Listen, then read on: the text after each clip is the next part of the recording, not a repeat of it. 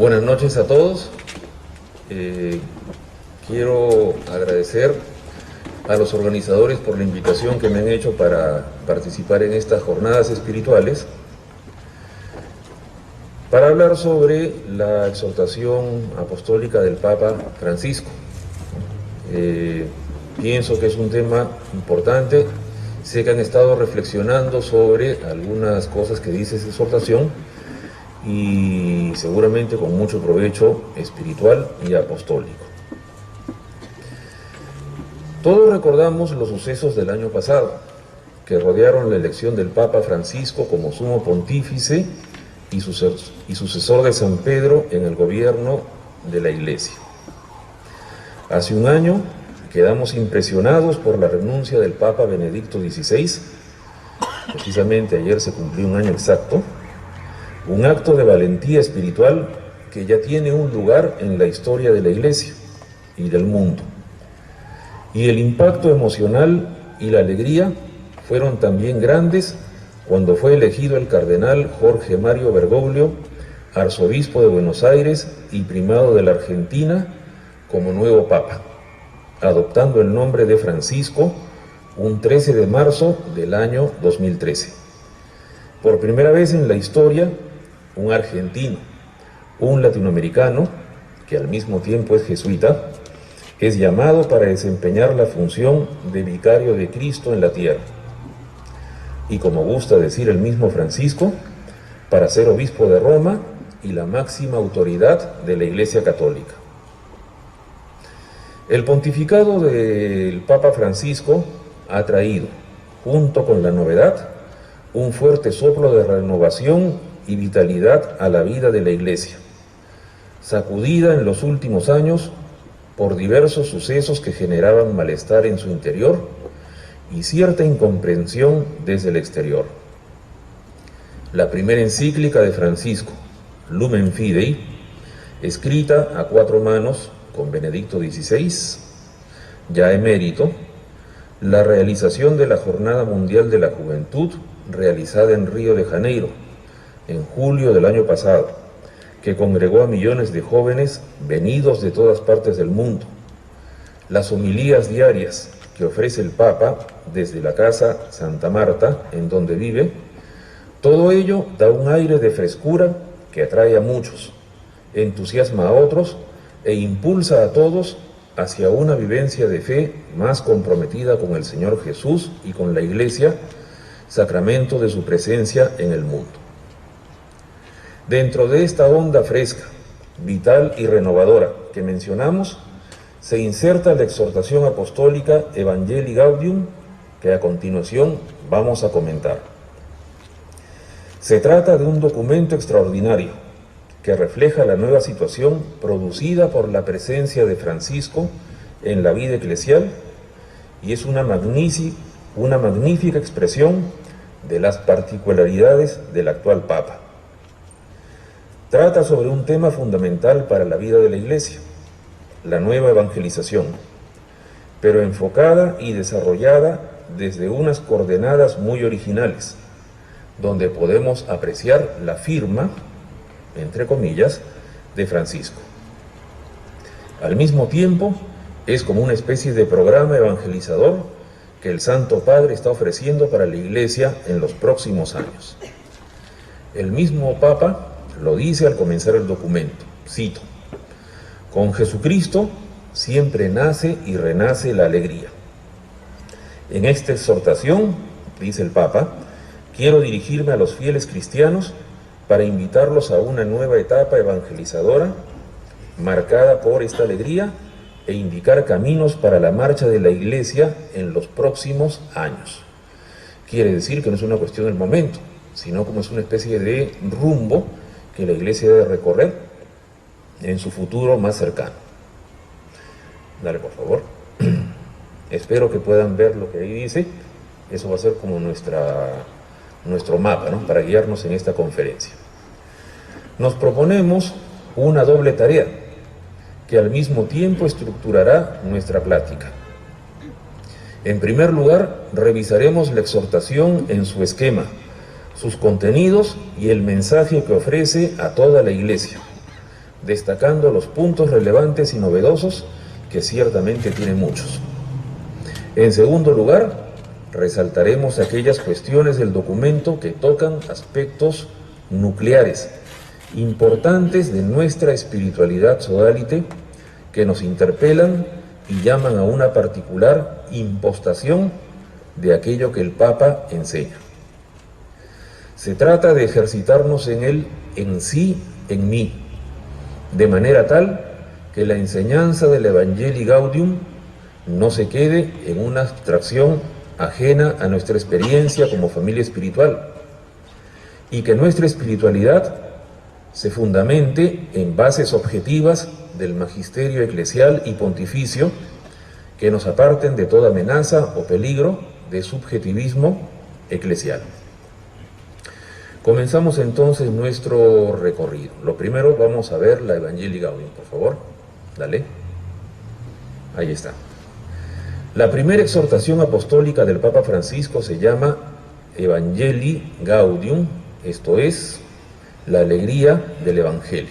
Se puede traducir también el gozo del Evangelio, ¿no? Se llama exhortación apostólica, atención, no es encíclica. A veces sale por ahí la encíclica, no es encíclica.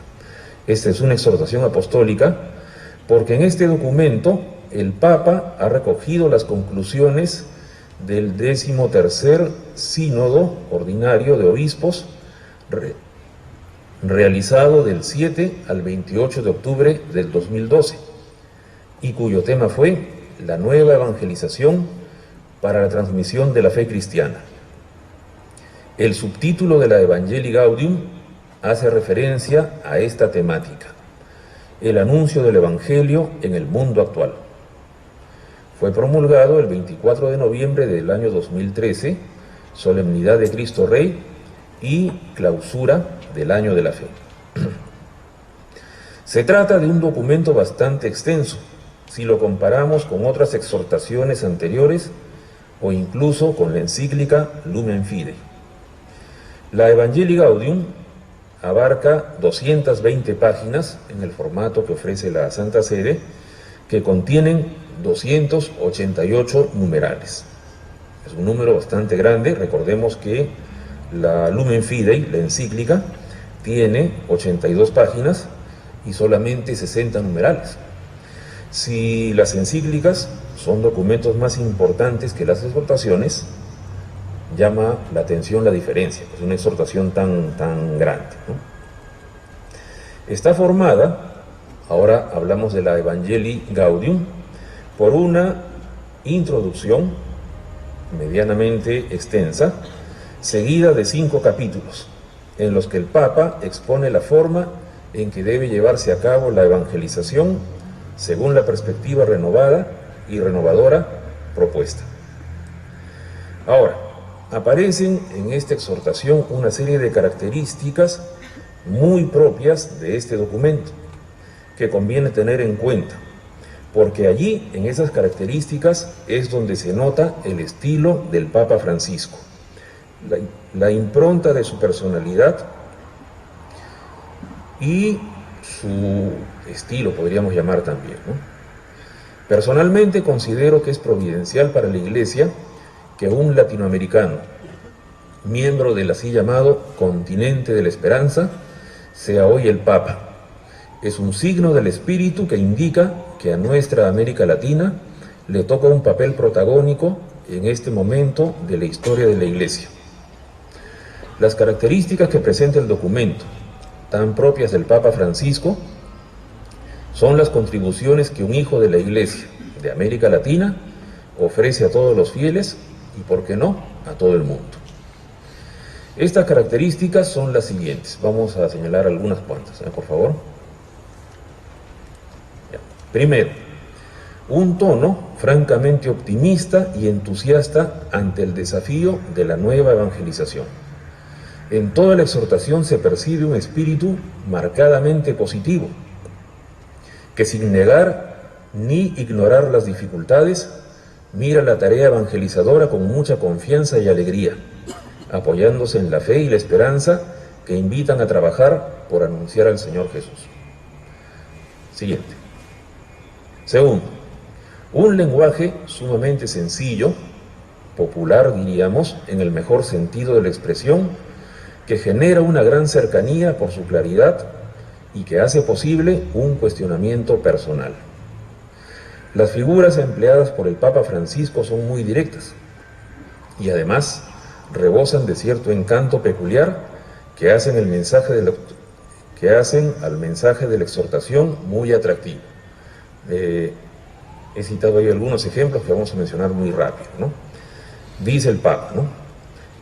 La Iglesia en salida es la comunidad de discípulos misioneros que primerean, que se involucran, que acompañan, que fructifican y festejan.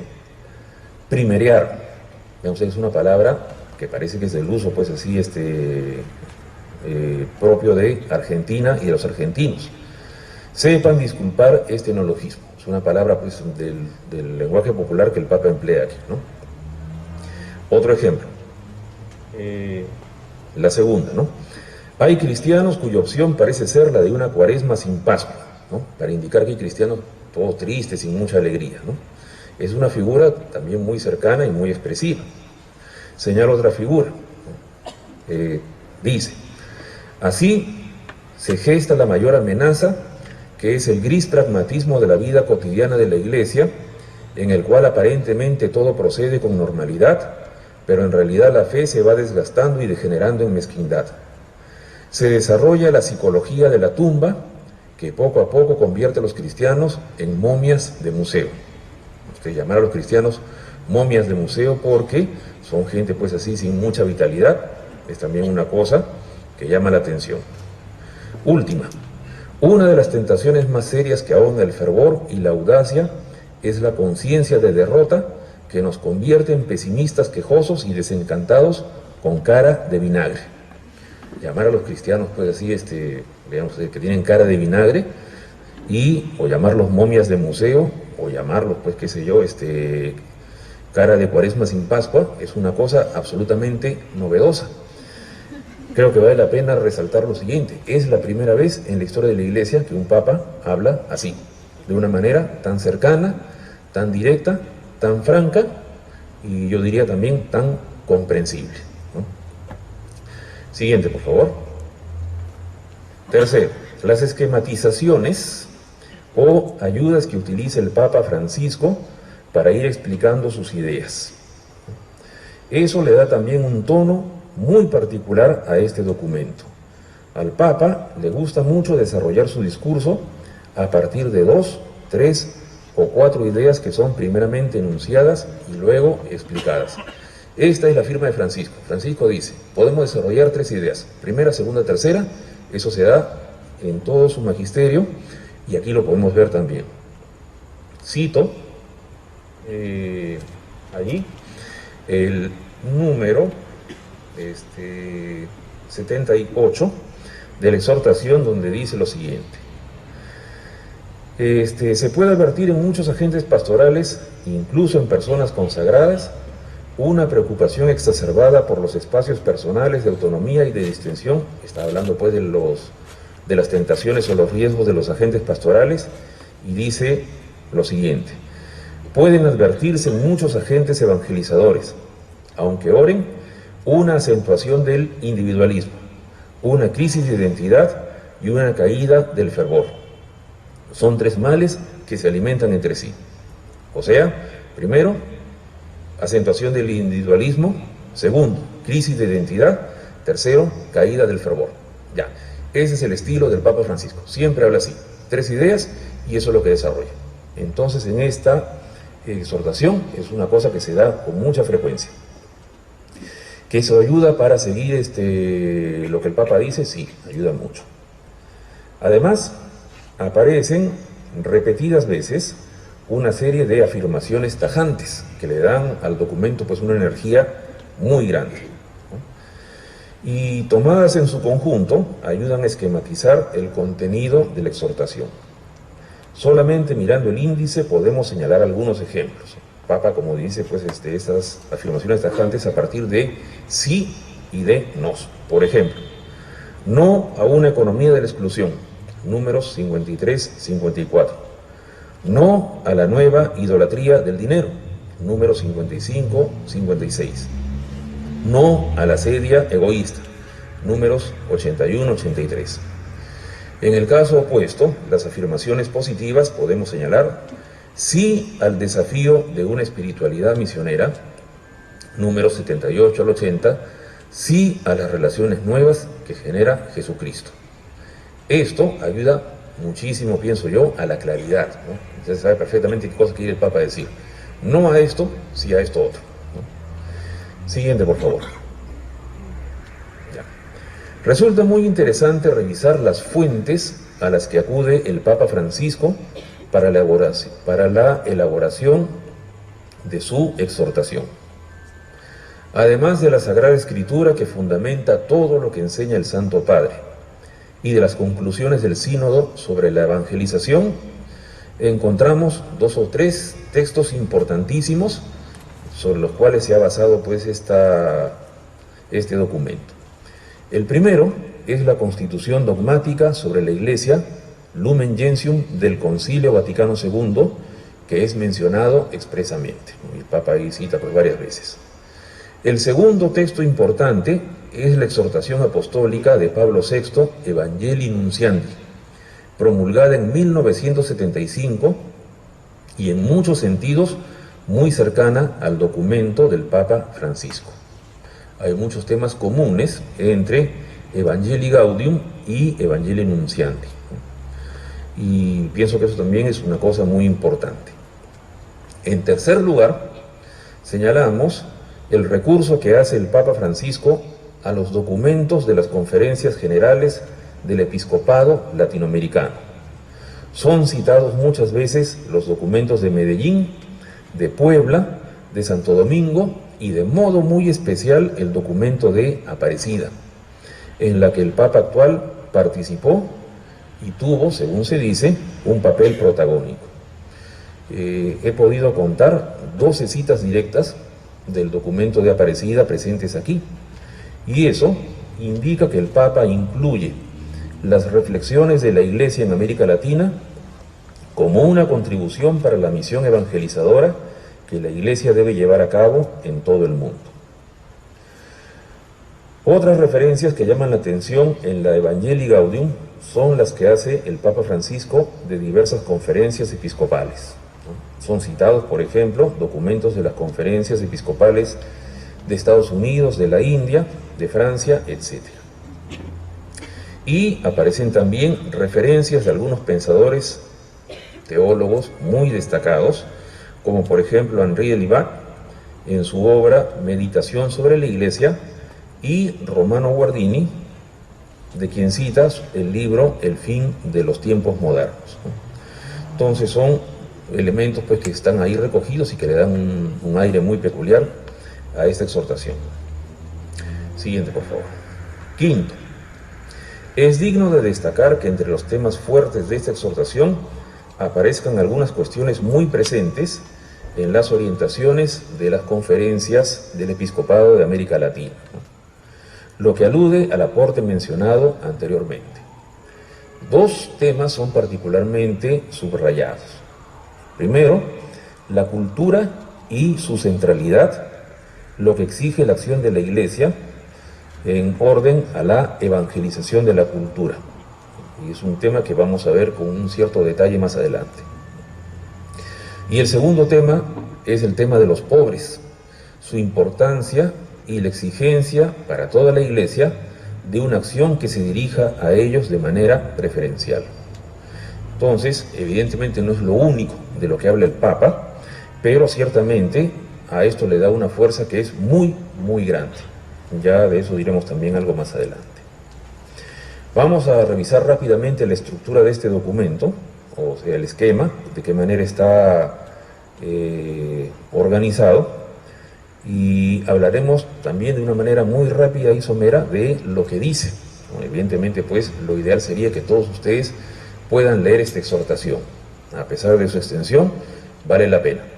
Pero daremos una panorámica para saber de qué cosa habla así en líneas generales.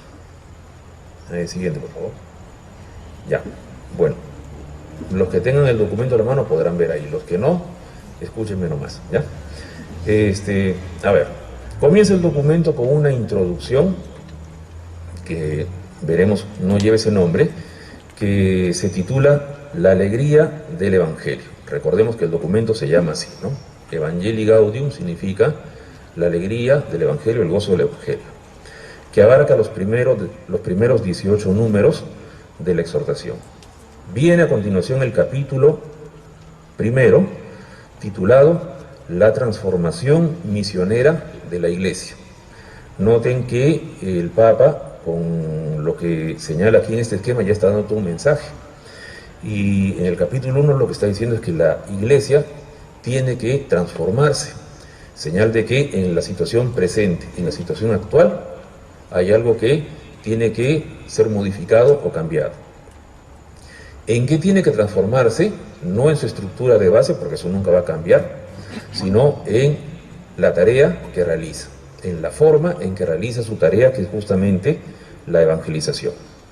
Y señala pues una serie de puntos que también veremos dentro de un ratito.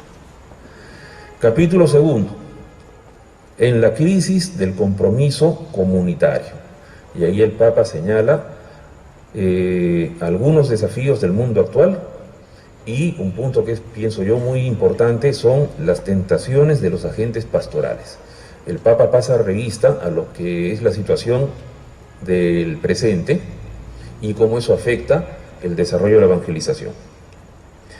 Capítulo tercero, el anuncio del Evangelio, que trata justamente sobre cómo se tiene que evangelizar hoy, ¿no? Es decir, quiénes evangelizan, qué acentos hay que poner.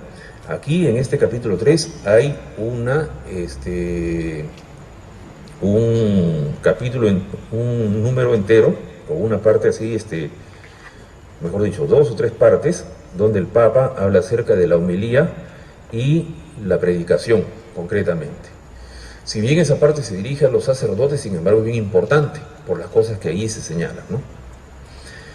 Capítulo 4, la dimensión social de la evangelización. La evangelización no es solamente pues hablar acerca de Jesús, sino que supone una serie de repercusiones sociales. La evangelización se dirige no solamente a transformar a las personas, sino a transformar a la sociedad. Y eso es una realidad que tiene mucho que ver con la tarea que realiza la Iglesia en su conjunto, ¿no? Temas como la inclusión social de los pobres, el bien común y la paz social, el diálogo social como contribución a la paz, se tocan aquí. Finalmente, el capítulo 5, titulado Evangelizadores con Espíritu, habla de lo que sería, pues vamos a decir en líneas muy generales, la espiritualidad de la evangelización. ¿Cuáles son los elementos espirituales que empujan, impulsan, motivan la evangelización que ha de desarrollarse, ¿no? Y allí termina, ¿no? Entonces, este documento en su estructura nos está indicando una serie de cosas también muy importantes. Vamos a hacer una revisión muy somera de todo lo que dice, ¿no? Y señalaremos pues algunos puntos destacados. Siguiente, por favor. El documento comienza con una introducción que no lleva ese nombre, no dice introducción, ¿ya? Pero de eso se trata. Pero que nos pone en conocimiento de lo que la exhortación va a tratar. Resalta en primer lugar la alegría del Evangelio como característica que debe acompañar a quienes evangelizan y anuncian al Señor. Con abundancia de citas bíblicas, el Papa muestra que la alegría es distintiva de la revelación y particularmente del Evangelio. Entonces, ¿quién es cristiano? ¿Quién es discípulo de Cristo? Tiene que vivir la alegría como su característica principal. Todo el Evangelio remite a la alegría y el Papa pues abunda en citas del Antiguo y del Nuevo Testamento que hablan de la alegría. Acabamos de rezar las vísperas y hemos rezado el cántico de la Santísima Virgen, el Magnificat. Ustedes saben que ese cántico expresa la experiencia interior de María por su elección, por su vocación y por su servicio evangelizador para el mundo, ¿no? Y el cántico, como ustedes saben, dice: proclama mi alma la grandeza del Señor. Y sigue diciendo, se alegra mi espíritu en Dios mi Salvador. Entonces la alegría sería un elemento central. Jesús le dice a los apóstoles que cuando Él vuelva resucitado y se encuentre con ellos, con los apóstoles, la alegría que ellos experimentarán, nadie se la podrá quitar. La comunidad cristiana primera, la iglesia, después de Pentecostés, está asignada por la alegría.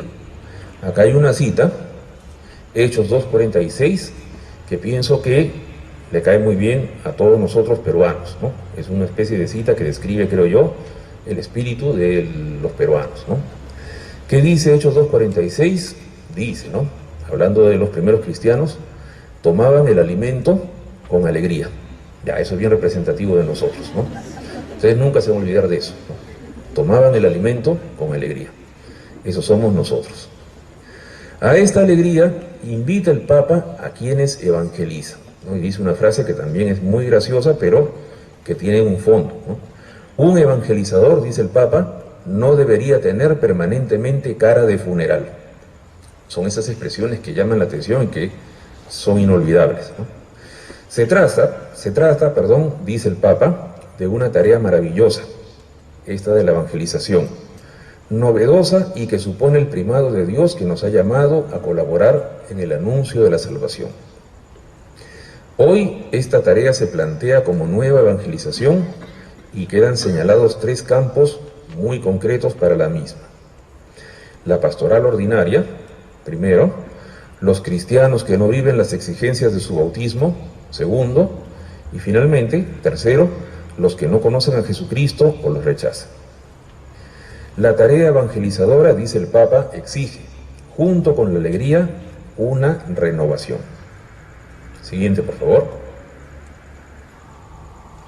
Ya. Esta renovación, o mejor, transformación, es explicada en el capítulo primero. Entonces pasamos ahora al primer capítulo. Tomando como base Mateo 28, del 19 al 20, que dice, id y haced discípulos a todas las naciones, el Papa exhorta a una salida misionera y evangelizadora de toda la Iglesia con acentos apremiantes. Ven ustedes que aquí hay una cuestión de suma importancia. Dice, una salida misionera y evangelizadora de toda la Iglesia. ¿Por qué? Porque parece que la Iglesia en este momento está como replegada. La Iglesia está metida, valga la redundancia, dentro de sí misma.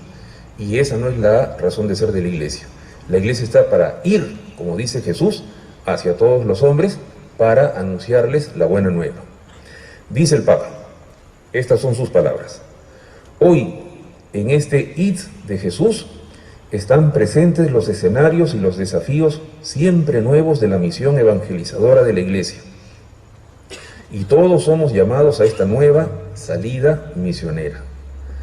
Cada cristiano y cada comunidad discernirá cuál es el camino que el Señor le pide, pero todos somos invitados a aceptar este llamado, salir de la propia comodidad y atreverse a llegar a todas las periferias que necesitan la luz del Evangelio. Esto también nos dice a nosotros. Y vean ustedes que cabría aquí la pregunta. Estamos metidos dentro de nuestras cosas, dentro de nuestra rutina, etcétera. Salimos hacia los demás para evangelizar, para anunciar, etcétera, etcétera. Bien. Quiere decir, entonces el Papa, que todos hemos de ponernos en movimiento. Salir de nuestro inmovilismo e ir a buscar a las personas para evangelizar. Esto, a juicio del Papa, es una conversión, así la llama, pastoral y misionera. Y es también un programa de acción para la Iglesia de los siguientes años. Dice el Papa, no ignoro que hoy los documentos no despiertan el mismo interés que en otras épocas y que son rápidamente olvidados. No obstante, destaco que lo que trataré de expresar aquí tiene un sentido programático, o sea, este es el programa del Papa, y consecuencias importantes. Espero que todas las comunidades procuren poner los medios necesarios para avanzar en el camino de una conversión pastoral y misionera, que no puede dejar las cosas como están. Ya no nos sirve una simple administración. Constituyámonos en todas las regiones de la tierra en un estado permanente de misión. Salir, esa es la idea del Papa, es como una obsesión que repite constantemente. Salir donde estamos para ir a los demás, evangelizar, anunciar, etcétera, etcétera. ¿Quiénes? Todos, absolutamente todos. Siguiente, por favor. De aquí se sigue que las estructuras eclesiales y las personas deben renovarse en orden a esta salida misionera y evangelizadora. Las parroquias, las iglesias particulares, los mismos obispos e incluso el papado, todos ellos propiciando una descentralización sana que evite el inmovilismo y la inacción. La misión evangelizadora debe llevar también a una renovación transformadora en la propuesta de la verdad que se comunica, subrayando lo esencial y dejando de lado lo secundario. El Papa tiene aquí toda una exhortación así que es verdad bien emocionante, ¿no? Como diciendo, ya mucho tiempo hemos estado inmóviles, ahora afuera todos, ¿no? Pero afuera a trabajar, a evangelizar. Siguiente, por favor. Vale la pena leer esta cita. Dice el Papa, salgamos a ofrecer a todos la vida de Jesucristo. Repito aquí para toda la Iglesia lo que muchas veces he dicho a los sacerdotes y laicos de Buenos Aires. Él fue arzobispo de Buenos Aires, ¿no? Prefiero una iglesia accidentada, herida y manchada por salir a la calle, antes que una iglesia enferma por el encierro y la comodidad de aferrarse a las propias seguridades. No quiero una iglesia preocupada por ser el centro y que termine clausurada en una maraña de obsesiones y procedimientos. Y sigue pues explicando una serie de cosas. Pero vean ustedes que esto que seguramente lo hemos leído en los periódicos, porque eso lo decía en sus homilías en Santa Marta, es como, vamos a llamar así, pues su santa obsesión. Salir a hacer apostolado, salir a evangelizar, y vean ustedes esta figura que dice, ¿no? Prefiero una iglesia accidentada, herida y manchada por salir a la calle, antes que una iglesia enferma por el encierro y la comodidad de aferrarse a las propias seguridades. Son palabras muy cuestionantes. Siguiente, por favor. El capítulo segundo, que se titula En la crisis del compromiso comunitario, es un análisis de la situación contemporánea en la que el evangelizador ha de actuar, el mundo en el que nos movemos. Pero es también un diagnóstico de la situación eclesial y del que ha de evangelizar. Y el Papa es muy franco señalando los problemas que se presentan.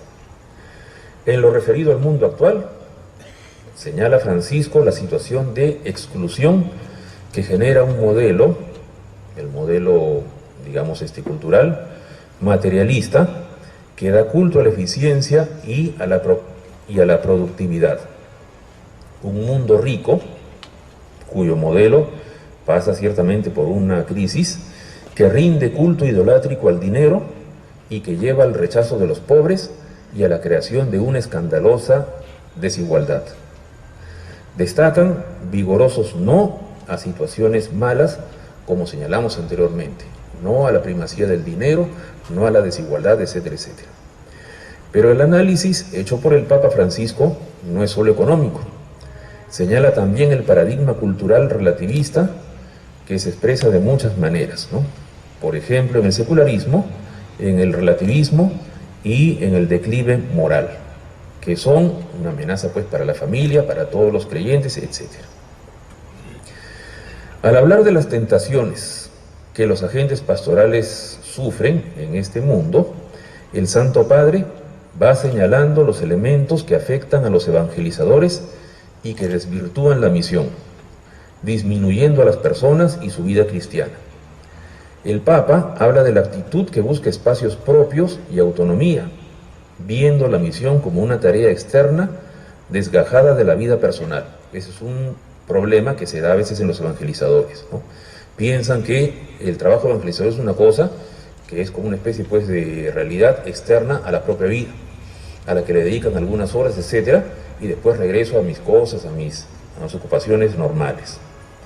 Habla también el Papa de la asedia o rutina que hace del misionero un sujeto cansado, sin entusiasmo y con una entrega mezquina.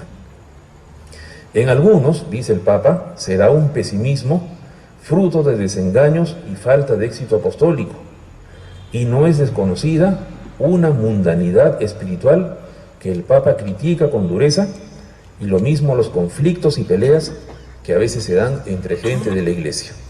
Todos estos elementos negativos atentan contra la evangelización y su buen desarrollo.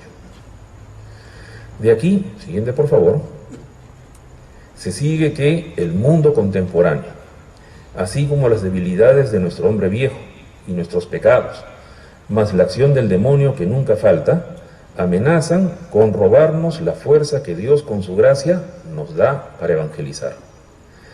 A todas estas situaciones el Papa responde con energía. Pongo ahí lo que dice el Papa, ¿no? No nos dejemos robar el entusiasmo misionero. No nos dejemos robar la alegría evangelizadora. No nos dejemos robar la esperanza. No nos dejemos robar la comunidad. No nos dejemos robar el Evangelio. No nos dejemos robar el ideal del amor fraterno. Y como colofón de todo lo anterior, afirma: los desafíos están para superarlos. Seamos realistas, pero sin perder la alegría, la audacia y la entrega esperanzada.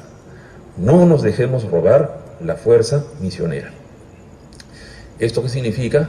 Que los enemigos del hombre, que como bien sabemos son el mundo, el demonio y la carne, nos roban. ¿Nos roban qué cosa? Todo aquello que hace posible una evangelización auténtica. Y eso hay que evitarlo, ¿no? No nos dejemos robar, es lo que repite el Papa constantemente. Siguiente, por favor. Capítulo 3. El anuncio del Evangelio. El Papa Francisco se centra en la tarea eclesial por excelencia, que es la de anunciar la buena nueva de Jesucristo. Y siguiendo el Evangelio Nunciandi de Pablo VI, señala que se trata de una tarea de toda la Iglesia. Es todo el pueblo de Dios el que evangeliza. Esa es otra de las santas obsesiones del Papa Francisco. El Papa Francisco exhorta continuamente a que los cristianos se hagan cada vez más pueblo. ¿Qué significa hacerse pueblo? Podemos traducirlo como que nos hagamos cada vez más comunidad. Que no nos veamos como una especie, pues así, de príncipes, de aristócratas del cristianismo, de la doctrina o de lo que fuera, sino que nos hagamos comunidad, es decir, que nos hagamos pueblo de Dios, y por lo mismo, que estemos más cercanos a la gente, más comprometidos con ella, compartiendo sus problemas, etcétera, etcétera.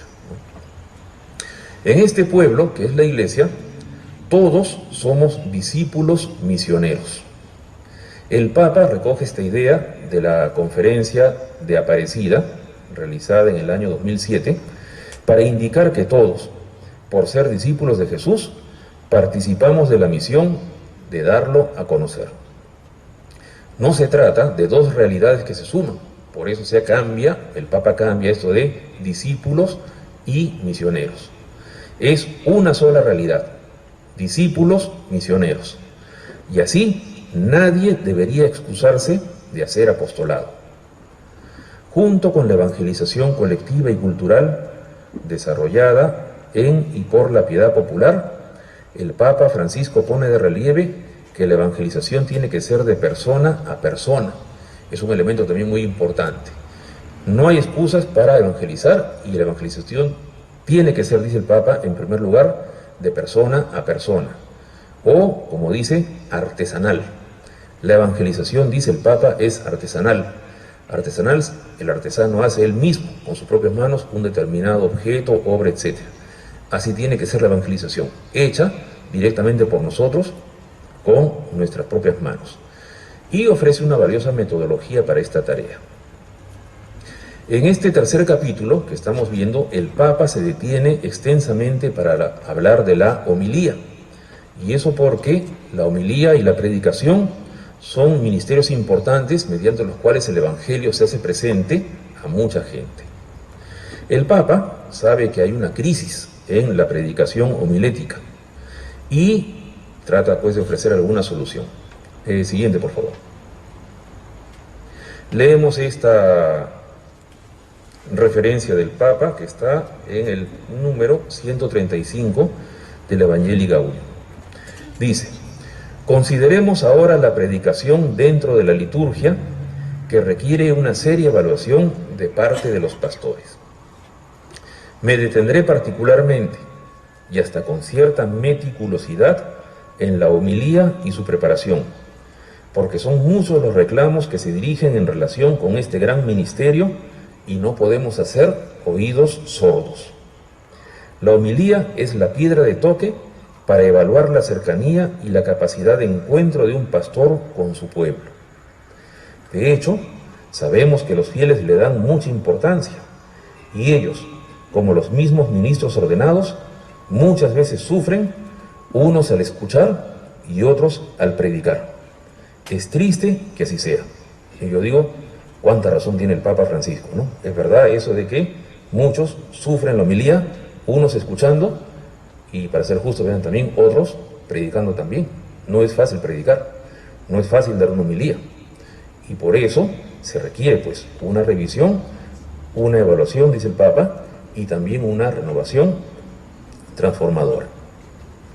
El Papa ofrece una serie de orientaciones para hacer de la homilía y de toda predicación un momento de encuentro y comunión con el Señor Jesús.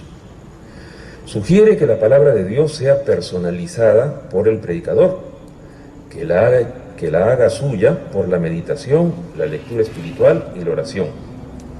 Pero también es importante escuchar al pueblo y sus necesidades, para que la predicación no sea desencarnada y sepa responder a lo que la gente requiere en momentos específicos.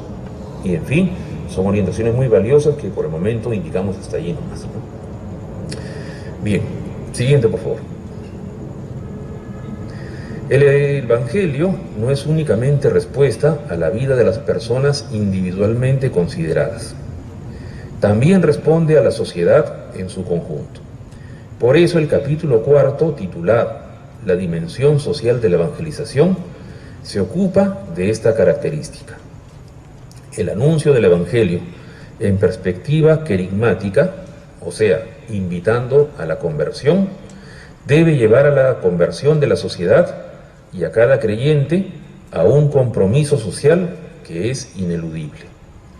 Concretamente, la tarea social urgente que ve Francisco para este tiempo es la inclusión social de los pobres. Y aquí dos cosas son urgentes. Primero, la vivencia de la solidaridad, que no es solo asistencialismo o caridad de limosna, sino lucha por crear condiciones que reivindiquen y cambien la situación de pobreza. Segundo, la opción por los pobres, que brota del corazón del Evangelio y del mismo Cristo, como enseña San Pablo cuando dice: Cristo, siendo rico, se hizo pobre para enriquecernos con su pobreza. Siguiente, por favor.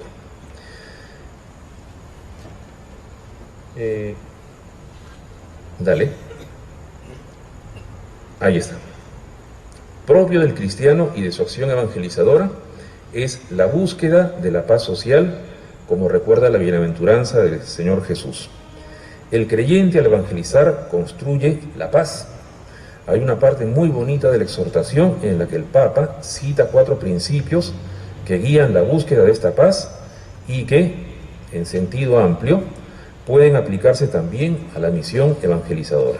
Son los siguientes. Primero, el tiempo es superior al espacio. Segundo, la unidad prevalece sobre el conflicto.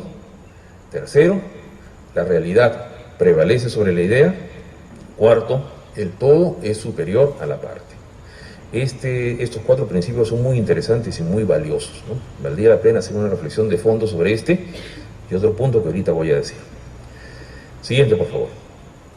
Finalmente, el capítulo 5, Evangelizadores con Espíritu, presenta, en palabras del Papa, cuál ha de ser el espíritu de la nueva evangelización.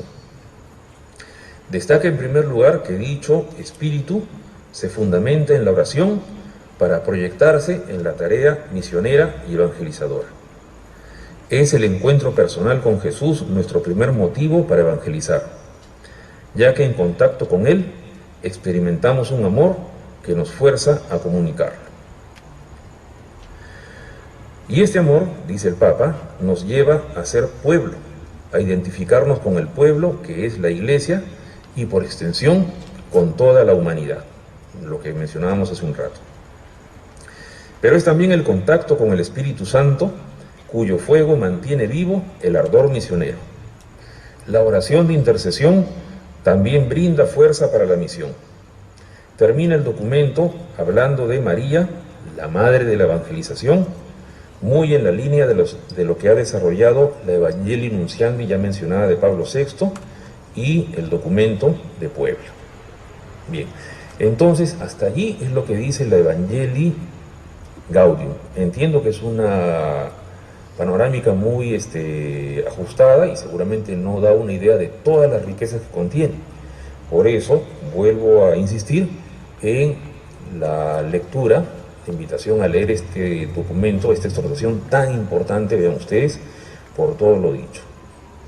Pasamos ahora a la segunda parte de nuestra plática, más breve, evidentemente, que es la lectura desde nuestra espiritualidad que propongo de la Evangelii Gaudium.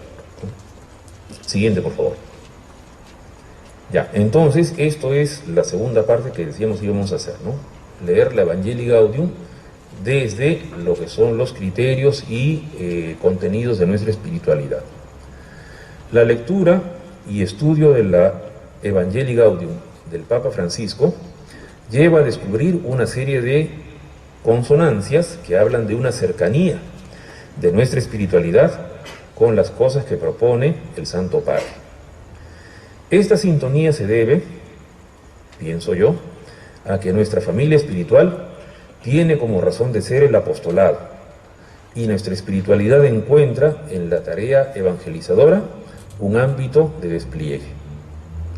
Además, no se puede dejar de lado la impostación latinoamericana de la enseñanza del Papa, cuestión que es común a nuestra experiencia como familia.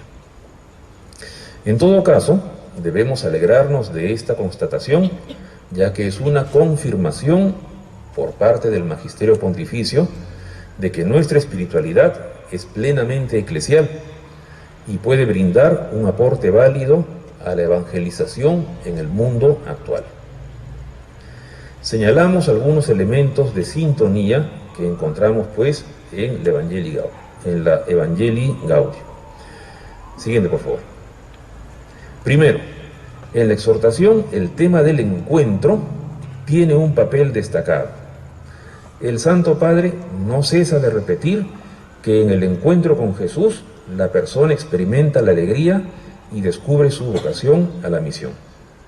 Pongo un par de citas, dice, la alegría del Evangelio llena el corazón y la vida entera de los que se encuentran con Jesús. Quienes se dejan salvar por Él son liberados del pecado, de la tristeza, del vacío interior, del aislamiento. Con Jesucristo siempre nace y renace la alegría. Entonces, es una cosa central.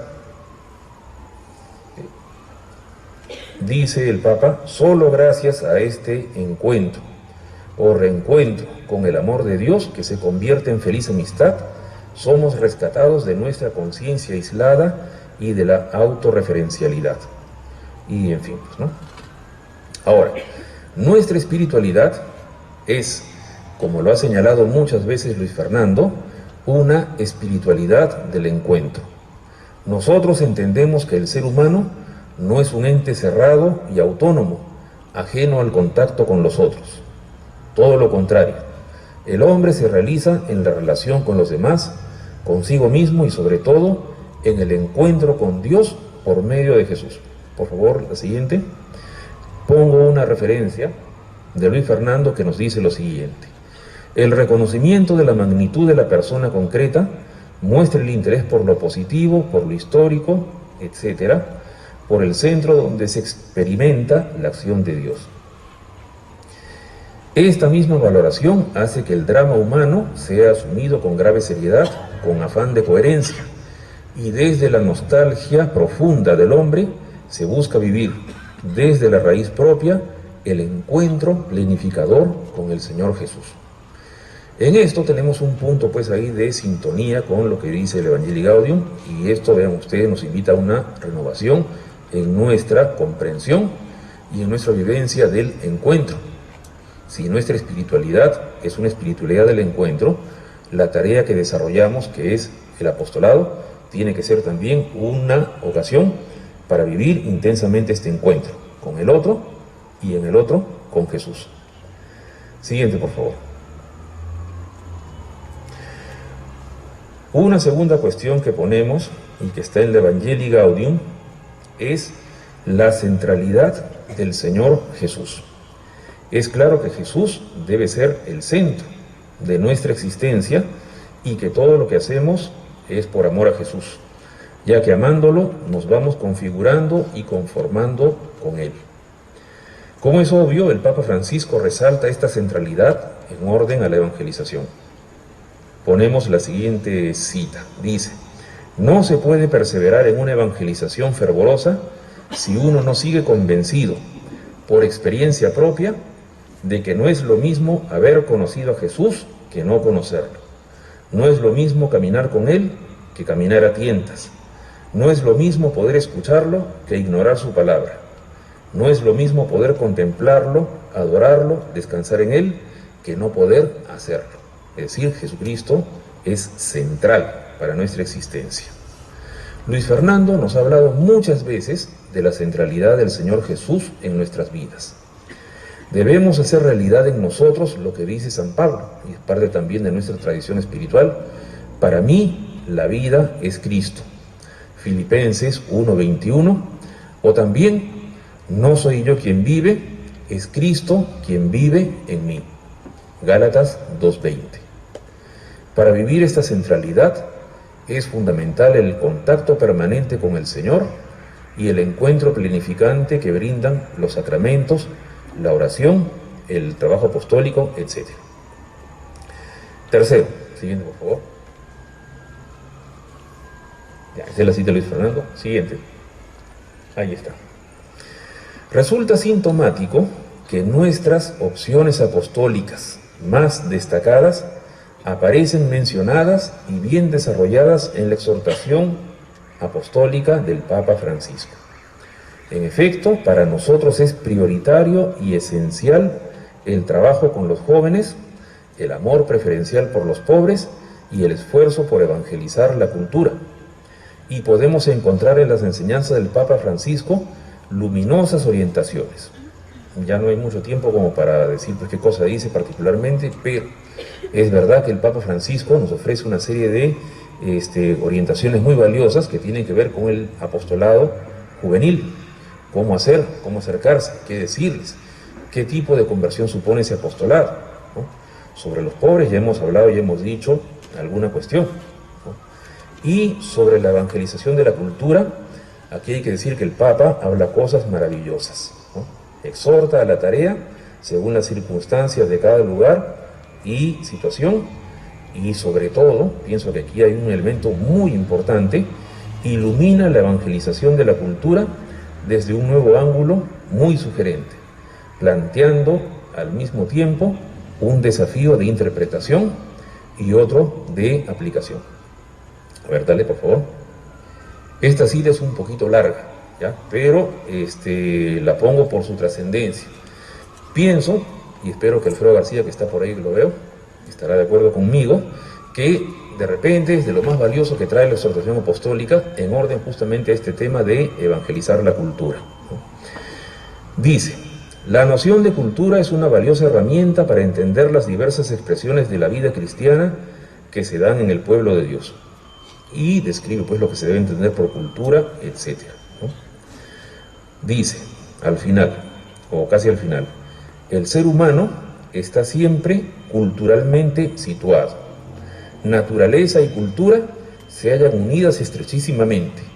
La gracia supone la cultura y el don de Dios se encarna en la cultura de quien la recibe. Esta frase tiene una importancia inmensa. Es como una especie de impostación de una frase teológica de mucho peso, que es: la gracia supone la naturaleza.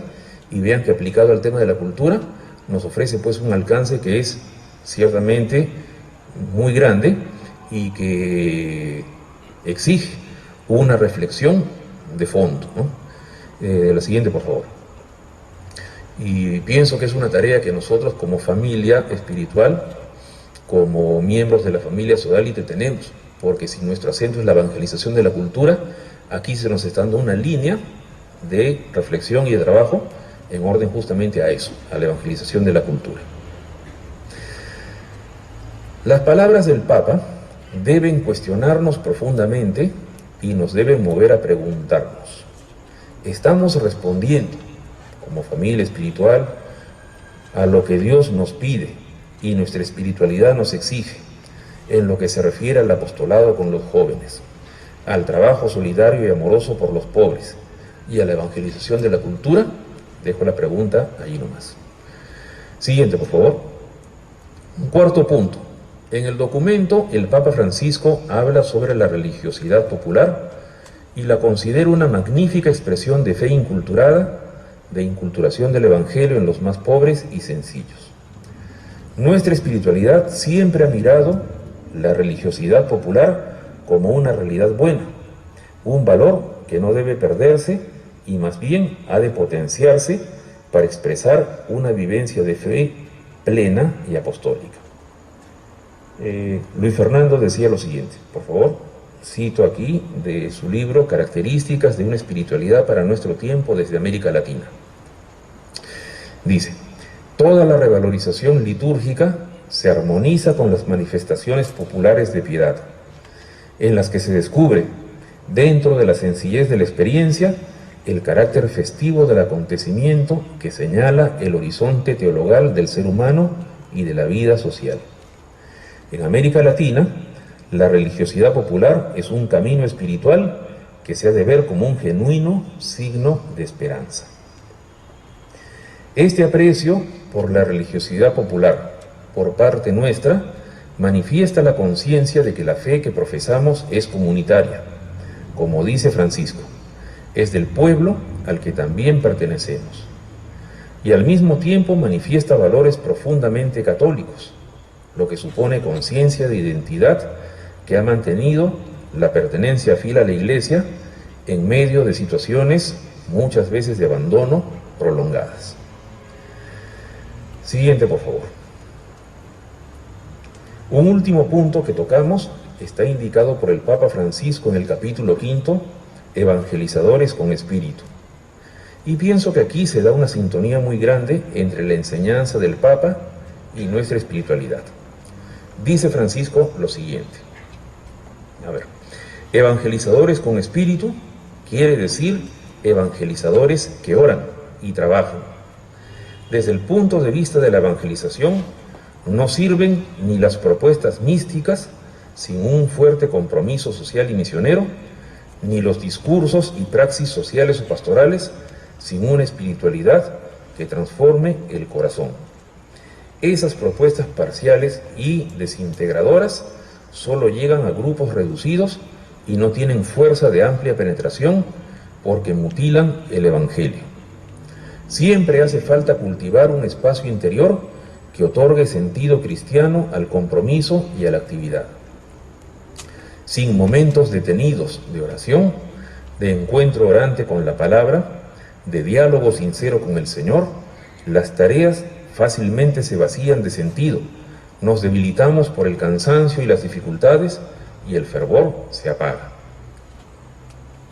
Dice: la Iglesia necesita imperiosamente el pulmón de la oración y me alegra enormemente que se multipliquen los grupos, etcétera, etcétera, ¿no? En fin, esto que dice el Papa Francisco, siguiente por favor, remite a lo que nosotros llamamos oración para la vida y el apostolado, porque sin oración la acción se vuelve activismo y en última instancia las tareas quedan vacías de sentido, como dice el Papa. Y nosotros, como bien sabemos, completamos señalando vida y apostolado hechos oración, para indicar que la vida cristiana y la evangelización hechas en espíritu de ofrecimiento y con la conciencia de cumplir el plan de Dios son oración que llega hasta Dios, y así la misma existencia se hace gesto litúrgico, como enseña Puebla.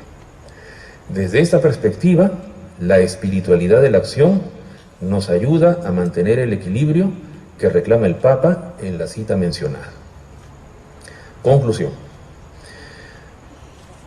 Sin lugar a dudas, la exhortación apostólica Evangelii Gaudium es muy cuestionante y nos invita a una revisión y a un examen de conciencia sobre nuestro apostolado y el modo como concretizamos nuestra participación en la acción evangelizadora de la Iglesia toda. Mirar, por ejemplo, el capítulo 2, en el que el Papa Francisco habla sobre las tentaciones de los agentes pastorales, puede llevarnos, tal vez, a identificarnos con algunos de los problemas que allí describe el Santo Padre.